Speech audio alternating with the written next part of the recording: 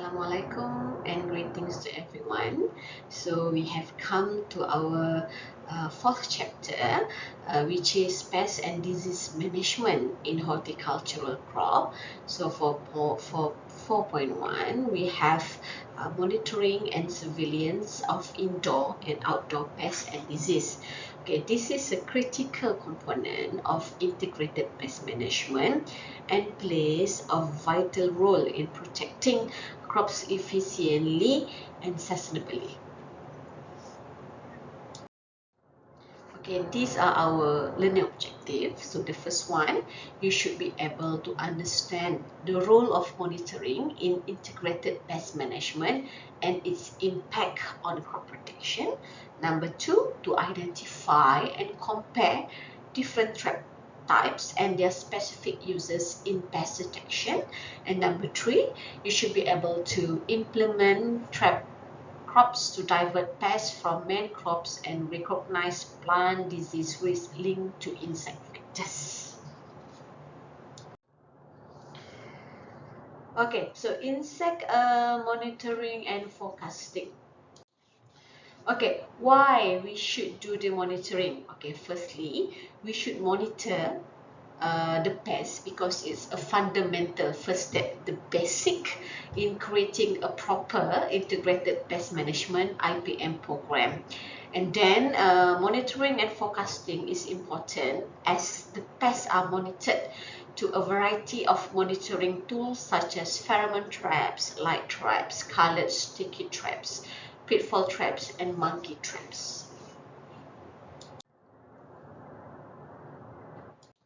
Okay, this monitoring is really important because it can detect the early pests, so we can come out with the mitigation action.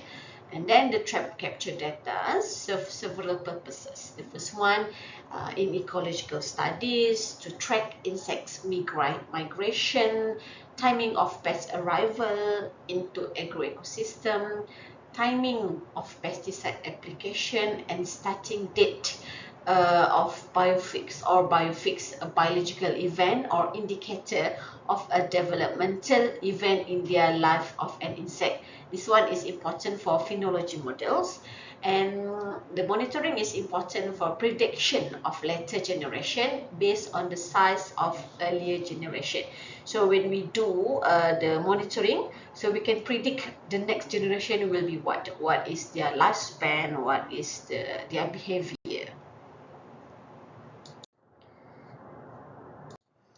Okay, we have here the example of traps to use for insect pest monitoring. So we have light trap. So the light trap is usually for the nocturnal insects such as Coleoptera beetles and also Lepidoptera moth. Okay, so we can see the light trap is a device used at night in the field to collect moth and other flying insects. And then we have solar light trap. It's a long distance trap, fly insects by wave. So short distance trap by light and kill them by high voltage electrocuted networks outside. And then the insect, they will be dropped into the collection tray. So we will take them and bring to the lab to do the sorting and identifying process. Okay, there's another traps for insects here. On the very left, we have bait traps. Okay, this one is a white cone top, provide a light sources. And usually this one to collect Lepidoptera, especially the butterfly and insects. Lepidoptera can be the moth as well. So they will attract to the bait by the sense of smell. Sometimes we use a bait like a pineapple or papaya, something sweet. And then what happened, the insects, they will attracted to the smell and they will go to the bait trap and they will not be able to get out. And then in the middle picture, we have a pitfall trap. This one is suited for trap ground dwelling arthropod. This one including ants, ground beetle, adult, and larvae. So we can use a jar or other suitable containers buried in the ground and we have to provide a roof so it won't be damaged by the rainfall or any other substance. And then there is a funnel to reduce chance of escape or evaporate. And then we have a sticky trap. The sticky trap can be used in different color. It can be blue and it can be yellow. So this one, it will trap adult stage of flying insect, for example, thrips, aphids, whiteflies, hoppers, and fruit flies. So usually, the yellow color is the best for general pests. Okay. And then this one is a Malay strap. It's a tent-like structure. It's trapping flying insect, including Hymenoptera and Diptera. So insects will fly into the net and hit the middle mesh. So fly upwards into collecting bottle containing alcohol. So the nature of insects, once they are flying, they cannot reverse. So they will keep on flying and walking until they reach the collection, the hole. There will be a bottle with alcohol attached to the hole. So once they get in the hole, they will straightly enter the collection bottle that have alcohol inside to preserve them. And then we also have a window pane trap. Okay, this one is the simplest and cheapest. It's a barrier consisting of a window pane held upright by sticks in the ground. Okay, so this one is another type to trap the insects. So once the insect flying, and they will hit the net and they will be collected in the bottom. Alright, we also have a UV trap, methyl eugenol trap, adhesive trap, and also light sticky trap. Alright, that one is for insects, and we also have pests in horticulture apart from the insect pests. So this one, we have rodents, we have rats, and we have squirrels. So what happened, we can use a cage trap. The cage trap, usually we will put the bait inside, and once the rodents attracted to the bait, so usually we can use it's either fruits like a banana, but we can also use all palm bunch. Okay, the all palm seed. This is because all palm seed is they can that is not perishable, meaning that if you use banana, you have to change your bed so many times frequently, but if you use the oil palm seed, it can last for a few days. So once the rats enter the cage, and it will close the door, and they will trap inside. Okay, we also have a bucket mouse trap. So this is the example of how to do it, to do the bucket mouse trap. So it can be used DIY, do it yourself. So these are the types of material used. You need to drill the hole and insert wire, and then add the can through the wire, and then place the trap at the target area.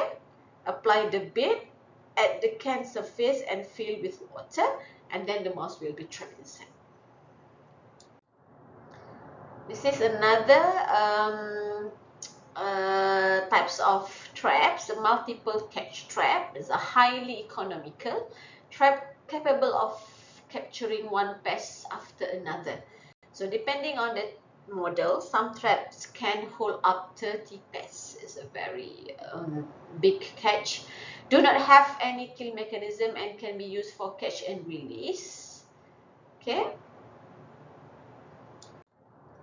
So this one is a monkey trap. So this trap method is capturing monkey by using the main traps. Okay, banana and nuts will be used to attract the monkeys to attract the trap, and once the monkey entered the trap, they will not be able to climb the wall or the trap to escape. But actually we do have this one in Perhilitan. So once you lodge a report on the human wildlife conflict, they will come to you and they will place this trap and try to trap the monkeys. So this one is that one is more reliable because we use an expert in the government agencies, and they can tell you what what are the do and the don'ts for you to counter the monkeys as the pests. Okay, so this is the example of the monkey trap. The bottom could be for the rat trap. Okay, this one for the snail and slug. This trap is made of mesh wire measuring 2 millimeter or less. So we can use traditional bamboo in making this trap. So you place the trap on running waters and to prevent the snail from moving to other rice field. Okay, so we can use for the slug trap, we can use soapy water and also lemonade trap. So the slugs and snail are attracted to beer. So the slug will go for a sip, fall in and drown. So do not submerge the top of the tin level with the soil, or you might also kill ground beetles, which is its slug. So this trap can also trap the predator as well.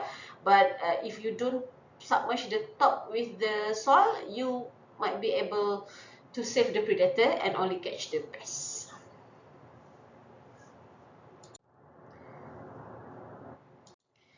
Okay, so among all the traps to catch the pests, so the most two frequent traps we use are sex pheromone traps and also light traps.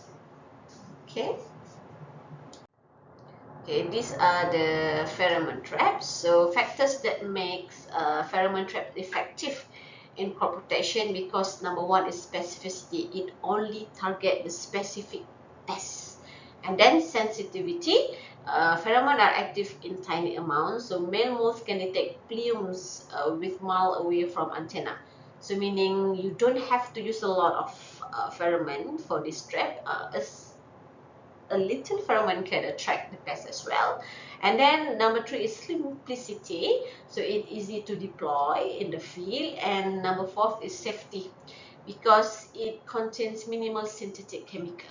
So that's why pheromone traps are frequently used in collecting, catching, and monitoring the pests. And then pheromone are chemicals for species-specific communication. So mostly sex pheromone are produced by female to attract the males, especially in adult Lepidoptera. So we know adult Lepidoptera is among the most popular pests in horticulture. So commercially produced by synthesizing and blending chemical, these pheromone are loaded into dispenser and placed in trap for deployment in agriculture, horticulture, forestry, and also storage. Okay, they are the most popular tools for pest detection and population management. Okay, the trap data can be used to initiate field scouting for egg layings, assess the need or timing of control measures based on action threshold. So, however, there is limitation in using this trap, which is they may not always accurately indicate overall pest pressure, as catches are influenced by lure efficiency, dispenser quality, trap design, and location. Okay, this one is pheromone dispenser. So you can see the principle of mating disruption by pheromone dispenser. So when we put the pheromone dispenser, we can disrupt their behavior. So the male may either fly randomly, or they will go to the pheromone dispenser instead of finding a female. So we disrupt their behavior, and then we can prevent the mating. Okay, this is how the traps work. So we use the hormone pheromones to attract the male flyer into the container, and then we mix the pheromone with insecticide. So when they are attracted, and they will be killed. Okay, and then the steps for making the traps: we treat cotton sponge strips with the attractant, and then we make two small holes opposite of each other on the container, and then we suspend and treated strip inside the container using a copper or string. So it will be positioned above the opening to prevent the wind interference. Then we hang the trap on the tree branch. So the process will place the pheromone, they will lower into the trap and deploy in the field, and the attracted insect will fly into the trap and they will get caught. So this is the advantages of pheromone traps. So it is the most effective and sensitive, and it is also useful in tracking invasive species during establishment or monitoring outbreak areas and eradication campaign efficacy. So this one, another popular trap is light trap. It will exploit insect attraction to light for early pest detection. So widely used to capture Lepidoptera moth and also Coleoptera beetles dynamic. They are more efficient than other methods for monitoring Lepidopteran population. So the factors affecting light trap efficiency is the trap design, and then the light source energy and attraction efficiency contribute to sampling errors. So weather and moonlight effects, it can give positive correlation, temperature and cloud cover. So negative correlation, wind speed, precipitation and moon fullness. So meanings like there are some positive and some negative effects on of the weather towards the light trap efficiency. Okay, this one, trap crops in integrated pest management. We have the first picture, we have squash bugs. So the victim crops are watermelon, butternut squash. So the trap crop, blue Hubbard squash. Okay, the trap crop meaning that we planted the crop to trap the pests so they won't go to your planting crops. So that's one is called trap crops. Okay, we have another example for cucumber beetles. The victim crops watermelon and pumpkin.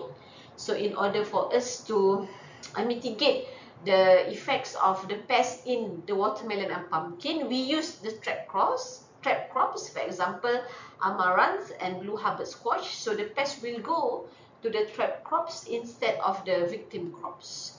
And then another one, we have a sting bug. So the victim crops are apple, peaches and corn.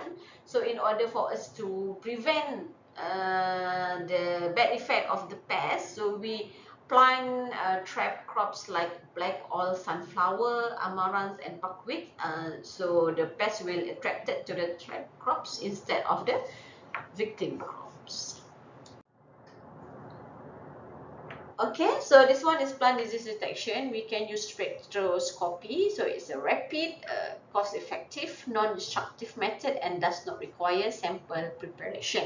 So actually this is the best tools for the plant disease detection. So first one, we can use the volatile organic compound. So volatile organic compound is the compound released by the plants. Okay, so this one represent an indirect method for plant pathogen detection, since these chemicals are produced by plants and released as defense mechanism against pathogen attack. Okay, so detecting VOC released by pathogen and during disease is one such method that could be utilized as early warning system, facilitating the choice of plant material to be processed for more specific DNA-based diagnosis. Okay, apart from the VOCs, we can also use molecular technique, for example PCR. This is among the most common DNA amplification technology used for detecting various plants and animals pathogen. And then we have another one technique, which is remote sensing. Usually we use GIS. So this one will provide spatial distribution information of disease and pests over a large area with relatively low cost. And then we have scouting techniques. So this one is help identify pest problem. We can know how much of the field or plants may be affected by the pest, and it can help guide decision-making process about control and management of the pests, and then we can use these scouting techniques to annual scouting will provide valuable information about pest trend over time. Okay, so what do you need for the scouting equipment? So we need a notebook or other means to record information. You can use recorder, you can use anything to record. So you can record plant health, condition, pest observed, is either they are extraordinarily valuable information when collected over many years. And then you need a magnifying glasses or hand lens. You need bags, containers, papers for collecting specimen, and you also need to label them. And then you need a pocket knife or clippers for collecting samples, a trowel or shovel, and reference material. Okay, this is the scouting pattern. It could be this one is that this one is depends on you. You can use a zigzag or the W shape or just a simple X shape. So this one is that depends on the pattern that you want to use. Okay, so as a summary, so monitoring is the backbone of IPM. So in order for us to come with a mitigation plan, we need to do the monitoring first, and then we can use different types of traps, so the pheromone, light, slug traps, monkey traps, and rat traps. And then we can also use the trap crops to divert the pests and reduce the main crop damage. And then we can use also a few tools to detect the disease detection, for example, spectroscopy, PCR, remote sensing, and then we can also use scouting to provide real-time field data for decision making. Okay, so in conclusion, by integrating this strategy, we can achieve sustainable pest management while minimizing environmental impact. With then, we'll see you in the next class. Thank you. Assalamualaikum.